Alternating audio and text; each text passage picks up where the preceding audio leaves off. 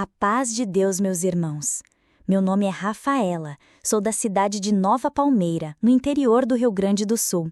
E hoje vou trazer para vocês um testemunho que, se eu não contasse, as pedras clamariam no meu lugar.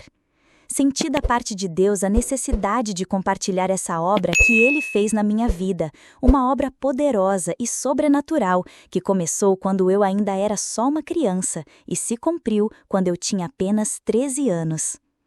Desde o ventre, irmãos, minha vida já era marcada por um milagre.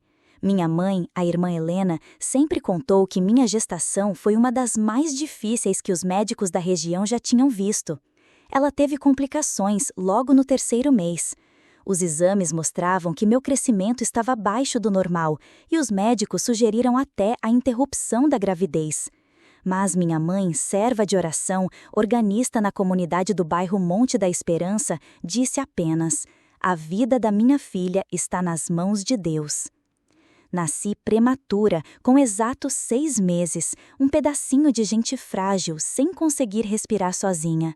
Fui direto para a incubadora, entubada e com poucas chances de sobreviver.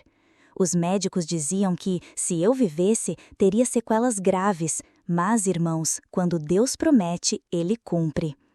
A irmã Helena dobrava os joelhos todos os dias no hospital, pegava seu véu, mesmo com o coração esmagado de dor, e ali no cantinho frio do corredor orava em silêncio. Eu ainda nem sabia andar ou falar, mas a oração da minha mãe já me sustentava. O tempo foi passando, dias viraram semanas, semanas viraram meses e eu fui reagindo. Um exame aqui melhorava, outro ali estabilizava e até os médicos começaram a dizer: "Essa menina é diferente, é como se uma força de outro mundo estivesse agindo aqui." E era mesmo, irmãos. Minha mãe nunca mais pôde ter filhos, pois no parto ela perdeu o útero. Por isso, sou filha única e fui criada como uma promessa, não uma promessa humana, mas uma promessa do céu. Cresci dentro da igreja. Enquanto outras crianças queriam brinquedos e televisão, eu queria ir para o culto. Sempre fui quietinha, observadora e amava os cultos de jovens e menores. Desde os 7 anos, minha mãe me levava todos os domingos de manhã, com vestidinho passado, sapatinho de verniz e véu de rendinha branca. Foi ali, sentada nos primeiros bancos do lado das irmãs, que eu comecei a sentir algo que não sabia explicar. Um calor no peito, um nó na garganta, um choro que vinha sem motivo. Hoje eu sei, irmãos, era o Espírito Santo me visitando desde pequena. Com 8 anos, comecei a aprender órgão com minha mãe. Ela era paciente, me ensinava com doçura. Aos 9, já tocava pequenos trechos, não tocava na igreja ainda, mas sempre que minha mãe ensaiava em casa, eu sentava ao lado dela ou ficava de pé observando com aquele brilho no olhar. Ela tocava como se fosse uma oração e a casa enchia de paz. Aos 13 anos, minha comunhão com Deus era algo que só quem vive entende. Eu falava com o Senhor como quem fala com um pai amigo. Às vezes, antes de dormir, dobrava os joelhos no escuro do quarto e só dizia: "Senhor, fica comigo essa noite, fica comigo, por favor." Tinha dia que eu acordava chorando e não sabia por quê. Tinha sonhos estranhos, outros lindos, como se estivesse caminhando em lugares cheios de flores e luz, e ouvia sempre uma voz mansa dizendo: "Espera no Senhor, filha, confia." Foi nessa fase que tudo começou a mudar. Eu comecei a me sentir diferente, não fisicamente ainda. Era algo espiritual, uma inquietância no coração, como se Deus estivesse me preparando para algo, mas eu não sabia o quê. E foi num domingo de manhã, no culto de jovens e menores, que recebi a primeira confirmação. Naquele dia, acordei com o corpo pesado, não tinha febre nem dor, mas parecia que uma nuvem me cercava. Mesmo assim, me arrumei, coloquei o véu e fui com minha mãe para a igreja. No caminho, dentro do carro, falei baixinho: "Senhor, eu preciso muito da Tua palavra hoje, fala comigo." Naquele culto, irmãos, algo desceu do céu. Desde o primeiro hino comecei a chorar, a música parecia atravessar o corpo e entrar direto na alma. Quando a palavra foi anunciada, o cooperador de jovens leu sobre uma mulher enferma que tocou nas vestes de Jesus e foi curada. E na exortação, Deus usou aquele servo com tanta firmeza que parecia que o altar estava pegando fogo. Há aqui alguém que o inimigo já cercou, mas eu, o Senhor, digo: não temas, vai vir prova, vai vir dor, mas eu passarei junto. A tua alma é minha, eu vou te sustentar. Eu tremia, irmãos, tremia, senti algo descer pela espinha e parar no meu peito. Saí do culto com os olhos vermelhos, a alma estremecida e uma certeza no coração. Algo estava vindo, mas o quê? Naquela hora eu ainda não sabia, mas o céu já estava em movimento. Depois daquele culto inesquecível, algo dentro de mim mudou. Eu não sabia explicar, mas parecia que meu espírito já sentia o peso de uma tempestade se formando no horizonte. As palavras que Deus mandou naquela manhã ecoavam no meu coração todos os dias. Vai vir prova, vai vir dor, mas eu passarei junto. E, irmãos, foi assim mesmo. Passaram-se algumas semanas e comecei a me sentir estranha. As primeiras coisas foram discretas, um enjoo aqui, uma tontura ali. Às vezes eu acordava sem fome ou com uma sensação de cansaço, mesmo depois de dormir a noite inteira. Minha mãe dizia que podia ser fraqueza ou até mudança de fase, pois eu estava entrando na adolescência. E eu até tentei acreditar nisso para não preocupar ninguém, mas os sintomas foram se agravando. Irmãos, teve um dia, em junho de 2024, em que eu estava tocando órgão com minha mãe em casa, num ensaio simples, quando, do nada, senti uma dor forte nas costas, tão forte que me desequilibrei do banquinho e tive que deitar no sofá. Minha mãe ficou assustada, correu pegar água com açúcar, colocou a mão na minha testa e disse: "Rafaela, teu rosto está pálido, parece que não tem sangue." Depois disso, começou uma sequência de pequenos sustos. Na escola, comecei a faltar sem querer, ou por vômito ou por mal-estar. Me sentia sem energia, com os músculos doloridos, a cabeça sempre pesada e a febre vinha de repente. Do nada eu esquentava, suava e depois tremia como se estivesse no meio de um temporal. Minha mãe começou a me levar em médicos, clínico, pediatra, neurologista. Fizeram exames de sangue, urina, eletro, mas os primeiros resultados não mostravam nada grave. Alguns diziam virose, outros suspeitavam de infecção. Só que eu sabia, irmãos, eu sabia que não era uma coisa simples. Certa noite, eu tive um pesadelo. Sonhei que estava num corredor muito longo, vazio, com portas dos dois lados. Eu andava e nenhuma porta se abria. No fim do corredor, uma luz muito forte brilhava. E ali, parado, estava o mesmo varão de luz que eu já tinha visto em outros sonhos da infância. Ele não falava, só estendia a mão, como quem diz: "Confia." Eu acordei suando frio com o peito apertado. Minha mãe me encontrou assim e tentou esconder a aflição, mas eu vi. Eu via nos olhos dela o medo. Ela já não dormia direito, passava a noite orando no quarto. Às vezes eu escutava da cama ela chorando baixinho e dizendo: "Senhor, não me leva, minha menina. Se for para eu sofrer, eu sofro, mas não toca nela, não." Meu pai, o irmão José, mais calado, mais firme por fora, também não era o mesmo. Ia trabalhar com o semblante pesado, parava o carro em frente de casa e ficava alguns minutos dentro, sozinho, só orando. Uma noite, eu o vi fazer isso. Quando entrei no carro de manhã para ir ao laboratório, ainda tinha uma folha de papel dobrada no porta-luvas com o versículo escrito à mão: "Ainda que eu ande pelo vale da sombra da morte, não temerei mal algum." Os médicos, vendo que os sintomas só pioravam, decidiram pedir exames mais profundos. Marcaram uma tomografia, depois uma ressonância. Fiz tudo numa clínica particular em Santa Cecília, uma cidade maior ali perto de Nova Palmeira. Graças a Deus, meus pais sempre tiveram condições financeiras estáveis. Nunca nos faltou tratamento, transporte e alimentação. Mas nenhum recurso humano, irmãos, podia mudar o que estava por vir. Lembro do dia que fiz a ressonância. Fiquei deitada naquela máquina fria, com um fone de ouvido abafando o som alto. Mas mesmo ali, comecei a orar em pensamento. "Senhor, eu estou com medo, mas se o Senhor estiver comigo, eu aceito. Só não me deixa sozinha."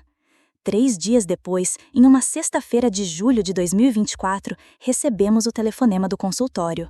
O médico pediu que meus pais fossem juntos. Disse que precisava conversar com todos. Quando chegamos, percebi que algo estava errado. A enfermeira nem olhou nos meus olhos. A assistente sorriu forçado. Entramos no consultório e o médico, um homem de meia idade, abriu um envelope marrom e colocou as imagens da ressonância sobre a mesa. Respirou fundo, olhou para mim, depois para os meus pais e disse: Rafaela, você tem um tipo raro de câncer. É um rabdomiossarcoma alveolar, um tumor agressivo, afeta os tecidos moles, cresce rápido e, no teu caso, já está avançado. Pelos exames, já comprometeu áreas importantes. A chance de cura é muito pequena. Minha mãe desabou, começou a chorar com o rosto entre as mãos. Meu pai a abraçou. Eu fiquei muda, sem reação. O médico continuou: a estimativa, com muito esforço, com quimioterapia forte e todos os cuidados, você pode viver mais 6 meses, se Deus quiser, 1 ano, se Deus quiser. Naquele momento, irmãos, eu não sabia o que fazer, só me lembrei daquela palavra no culto: vai vir dor, vai vir prova, mas eu passarei junto. O chão tinha sumido, mas Deus estava ali, eu sentia isso. No meio da dor, no meio do diagnóstico, o Espírito Santo estava do meu lado. Voltamos para casa em silêncio, só se ouvia o barulho dos pneus no asfalto e os soluços da minha mãe no banco da frente. Meu pai segurava forte no volante e eu ali atrás, com o véu no colo, sem força de chorar. Só pensava: Senhor, vai começar a prova, passa comigo. A partir daquela semana, os médicos organizaram todo o cronograma da quimioterapia. Eu teria que ir 3 vezes por semana até o hospital da cidade de Santa Cecília. Cada sessão durava horas. A sala era gelada, cheia de outros pacientes calados, com aquela expressão cansada e o som das bombas de infusão preenchendo o ambiente. A cada aplicação, meu corpo reagia de um jeito. Uma hora era enjoo, outra era febre, outra era dor no corpo inteiro. Tinha dia que eu só conseguia ficar deitada sem abrir os olhos. Em casa, as coisas ficaram diferentes também. Minha mãe praticamente largou tudo para cuidar de mim, parou de tocar na igreja, deixou o trabalho e passou a viver dentro do hospital ou ao meu lado. Ela me dava banho, penteava meu cabelo até quando eu ainda tinha, me colocava para dormir e depois passava a madrugada orando no canto do quarto. Meu pai, mesmo trabalhando, era presente em tudo. Corria atrás dos exames, das receitas, dos laudos, das consultas. Mas o que mais me tocava era vê-lo todas as noites se ajoelhando na sala. Não falava alto, às vezes só ficava de cabeça baixa em silêncio, mas era um silêncio cheio de clamor. A cada semana, a doença parecia avançar. Comecei a perder o apetite, qualquer coisa que comia vomitava. Fiquei fraca, pálida, com os olhos fundos. Comecei a sentir uma dor estranha nas pernas, como se o osso estivesse sendo apertado por dentro. Os médicos disseram que era o tumor pressionando áreas sensíveis. Foi nessa época que meu cabelo começou a cair. No começo, eram só alguns fios no travesseiro, depois mechas inteiras na escova. Até que um dia, durante o banho, passei a mão na cabeça e senti os tufos indo embora. Me olhei no espelho e chorei. Eu nem me reconhecia mais. Minha mãe me abraçou forte naquele dia, pegou o véu, colocou na minha cabeça e disse: "Você é linda aos olhos de Deus, minha filha, e Ele vai fazer uma obra grande na tua vida." A escola ficou para trás, meus amigos também. Poucos entendiam o que estava acontecendo, a maioria sumiu. E eu compreendi o que é passar por um deserto de verdade, um deserto onde parece que só Deus anda contigo. Numa quinta-feira à noite, minha mãe teve um momento de fraqueza. Eu a vi ajoelhada no canto do quarto, com a cabeça encostada na parede, chorando baixinho. Me aproximei, mesmo fraca, e sentei ao lado dela. Ela olhou para mim com os olhos cheios de lágrimas e falou: "Rafaela, tem hora que parece que eu não aguento mais ver você assim, sem força, sofrendo tanto. Eu queria que fosse comigo, filha, não com você." Abracei minha mãe e ali as duas choraram juntas, mas eu sentia que Deus ainda estava olhando. Um sábado, antes de uma nova bateria de exames, meu pai resolveu buscar uma palavra na central da nossa cidade. Antes de sair, ele nos chamou na sala e disse: "Vamos fazer uma oração juntos. Eu preciso de força, preciso que Deus fale comigo." Nos ajoelhamos ali mesmo no carpete da sala. Minha mãe colocou o véu, eu coloquei o meu, mesmo careca, mesmo fraca. E meu pai, com a voz embargada, começou a orar. Senhor, fala conosco. Essa prova está grande demais. Não estamos pedindo que tire a dor, mas que passe conosco. E se for da tua vontade, dá uma palavra, uma promessa, um alívio. Eles foram para o culto. Eu fiquei em casa deitada, ouvindo o som do ventilador e sentindo o corpo queimar de febre. Quando voltaram, estavam diferentes. Meus pais choravam, mas era um choro de paz. Minha mãe entrou no quarto e disse: Filha, Deus falou a mesma palavra daquele primeiro culto. Deus disse que pode demorar até anos, mas que Ele vai operar uma obra grande na tua vida. A escola ficou para trás, meus amigos também. Poucos entendiam o que estava acontecendo, a maioria sumiu. E eu compreendi o que é passar por um deserto de verdade. Um deserto onde parece que só Deus anda contigo. Numa quinta-feira à noite, minha mãe teve um momento de fraqueza. Eu a vi ajoelhada no canto do quarto, com a cabeça encostada na parede, chorando baixinho. Me aproximei, mesmo fraca, e sentei ao lado dela. Ela olhou para mim com os olhos cheios de lágrimas e falou: Rafaela, tem hora que parece que eu não aguento mais ver você assim, sem força, sofrendo tanto. Eu queria que fosse comigo, filha, não com você. Abracei minha mãe e ali as duas choraram juntas, mas eu sentia que Deus ainda estava olhando. Um sábado, antes de uma nova bateria de exames, meu pai resolveu buscar uma palavra na central da nossa cidade. Antes de sair, ele nos chamou na sala e disse: Vamos fazer uma oração juntos. Eu preciso de força, preciso que Deus fale comigo. Nos ajoelhamos ali mesmo no carpete da sala. Minha mãe colocou o véu, eu coloquei o meu, mesmo careca, mesmo fraca. E meu pai, com a voz embargada, começou a orar. Senhor, fala conosco. Essa prova está grande demais. Não estamos pedindo que tire a dor, mas que passe conosco. E se for da tua vontade, dá uma palavra, uma promessa, um alívio. Eles foram para o culto. Eu fiquei em casa deitada, ouvindo o som do ventilador e sentindo o corpo queimar de febre. Quando voltaram, estavam diferentes. Meus pais choravam, mas era um choro de paz. Minha mãe entrou no quarto e disse: Filha, Deus falou a mesma palavra daquele primeiro culto. Deus disse que pode demorar até anos, mas que Ele vai operar uma obra grande na tua vida. Meu coração se aqueceu. Mesmo sem entender tudo, mesmo sofrendo tanto, aquilo me deu um fio de esperança. Os dias seguintes foram de sofrimento. Passei a maior parte do tempo internada. Minha imunidade despencava. Vivia com máscara, cheia de agulhas, tomando medicações pesadas. Tinha dias que eu não conseguia ficar nem sentada. Um desses dias foi um dos piores. Vomitei tanto, mas tanto, que me arrastei até o banheiro e ali mesmo, com a cabeça encostada na tampa do vaso, acabei adormecendo. O corpo já não respondia. A dor era tanta que eu sentia que estava me apagando.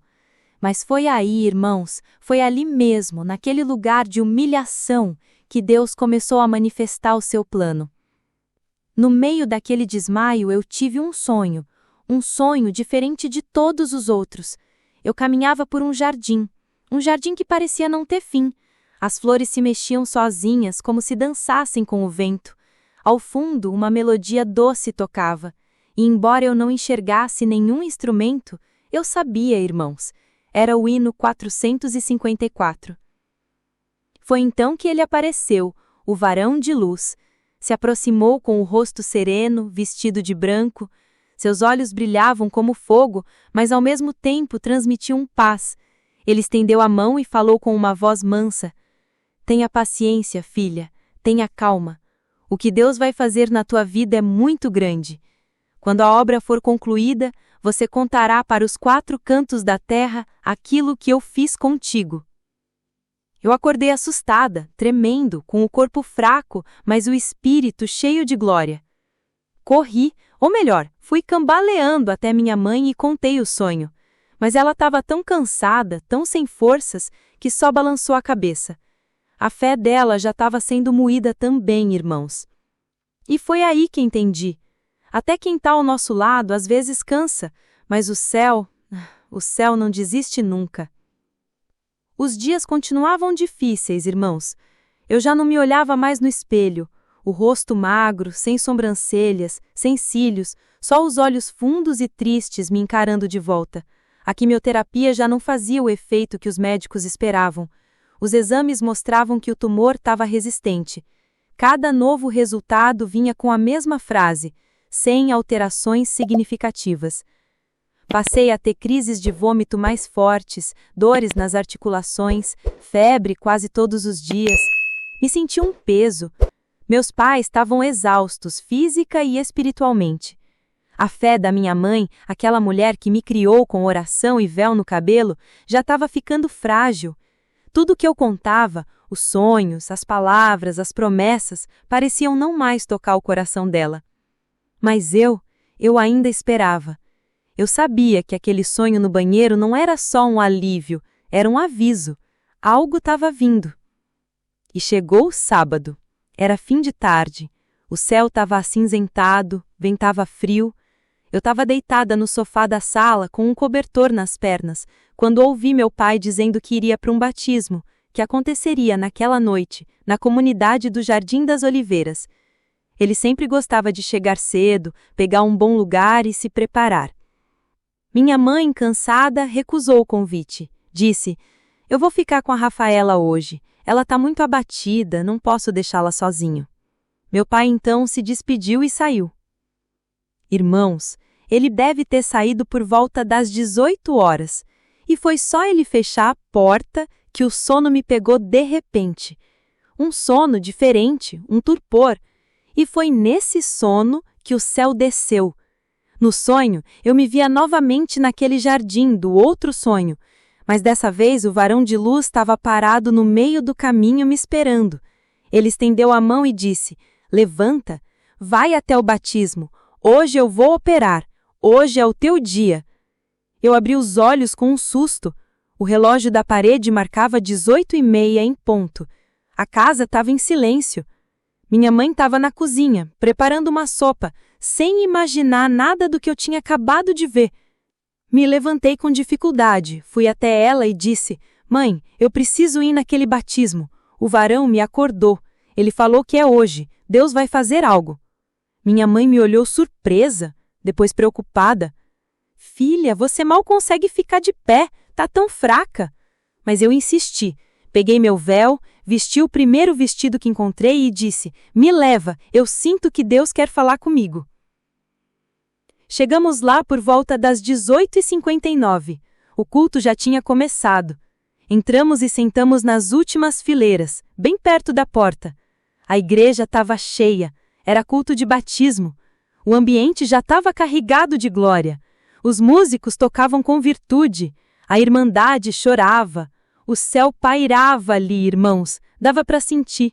Na hora da palavra, o cooperador de jovens se levantou. Estava com os olhos marejados. Ele leu um trecho que falava sobre Ezequiel sendo levantado do vale, e na exortação Deus o usou com autoridade. "Eu te acordei para tu ver essa obra. Não durma no ponto.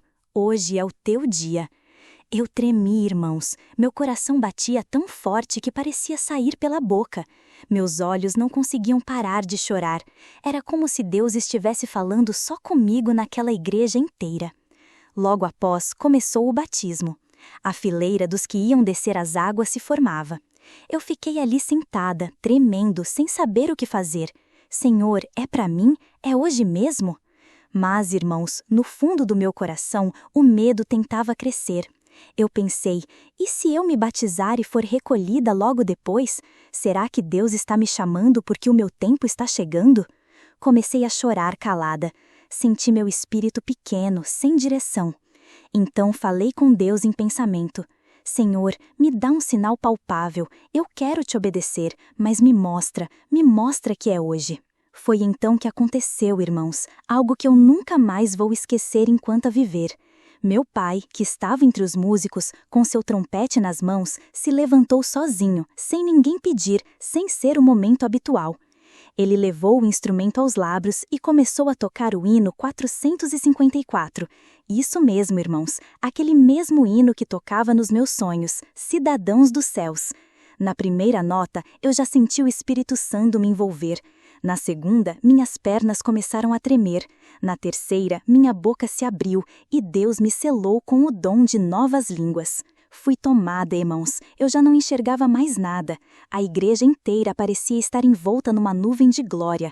Músicos chorando, irmãos de pé, as irmãs com véu na mão glorificando como se o céu tivesse descido inteiro ali. Fui guiada até a frente da igreja. Nem lembro como cheguei lá. Só lembro das mãos me segurando, dos rostos molhados de choro e da voz do cooperador dizendo: "Essa alma já está no altar, desça às águas." E eu desci, irmãos, desci naquele tanque com o corpo doente, careca, fraca, mas com a alma cheia da presença de Deus. E quando saí daquelas águas, algo mudou. Meus pais não conseguiam parar de chorar.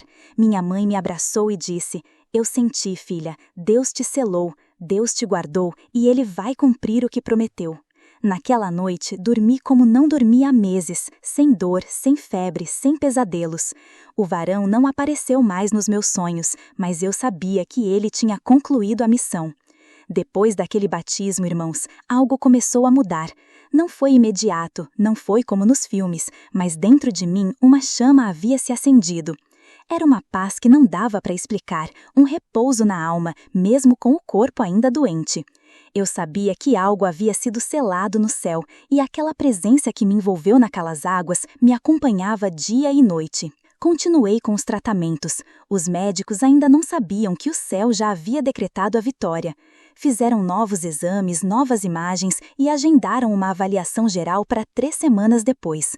Eu já estava acostumada com os resultados ruins, com os rostos sérios dos médicos, com a voz fria dos laudos. Mas dessa vez, irmãos, Deus decidiu mostrar com clareza que Ele ainda opera milagres. Naquela manhã do exame, acordei mais forte, meu corpo parecia mais leve. Senti fome, algo que não acontecia há meses. Consegui levantar sozinha da cama e vestir minha roupa com alegria. Quando entramos no consultório, os médicos estavam diferentes, sérios, mas visivelmente mexidos. O principal deles pediu para que sentássemos e, com um envelope branco na mão, disse: "Rafaela, os exames anteriores mostravam claramente um tumor agressivo, uma massa infiltrando tecidos. Hoje, não encontramos mais nada, nada." Minha mãe arregalou os olhos, meu pai ficou sem reação. O médico continuou: "Nós comparamos as imagens, a anterior com essa última. É como se o tumor tivesse desaparecido. Não há cicatriz, não há massa residual, não há mais câncer." Irmãos, aquilo foi como um raio de luz dentro daquela sala. Minha mãe desabou em prantos. Meu pai começou a glorificar baixinho, com a cabeça baixa, dizendo: "Obrigado, Senhor. Obrigado, Jesus." E o médico, tentando entender, ainda disse: "A medicina não tem explicação. Nós não a tratamos por tempo suficiente para esse resultado. Nem o protocolo completo foi concluído. O que aconteceu aqui só pode ser chamado de milagre." Saímos dali sem pisar no chão. Eu, ainda com o véu na cabeça, abracei meus pais no estacionamento e disse: "Agora eu sei, agora eu entendi. Era por isso que o varão me acordou.